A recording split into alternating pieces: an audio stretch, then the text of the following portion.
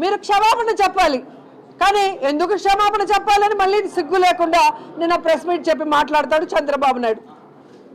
ఇక పవన్ కళ్యాణ్ అయితే వేషాలే వేసుకుంటాడు. ఎప్పటికప్పుడు కొత్త వేషాలు వేసుకోవడం, నోటుకు వచ్చింది వాగటం. ఆ రోజు తిరుపతిలో ఏం మాట్లాడావయ్యా? జంతు కొవ్వు కలిసింది, పంది కొవ్వు కలిసింది, ఫిష్ ఆయిల్ కలిసిందని మాట్లాడావు.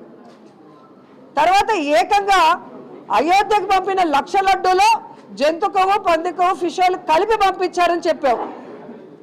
ఈరోజు తిరుపతి లడ్డూలో ఎటువంటి జంతు కొవ్వు, పంది కొవ్వు కలవలేదు అని చెప్పి సిబిఐ ఇవ్వటమే కాకుండా ఈరోజు అయోధ్యకు పంపించిన లడ్డూల్లో కూడా నాణ్యమైన నెయ్యినే వాడారు, ఎటువంటి జంతు కొవ్వు, పంది కొవ్వు లేదని స్పెసిఫిక్గా కూడా మెన్షన్ చేసింది.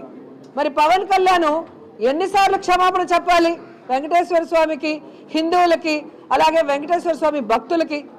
కానీ సిగ్గు లేకుండా నిన్న ప్రెస్ మీట్లో కూర్చొని మేం కాదు చెప్పడం, మాకు క్షమాపణ చెప్పాలి.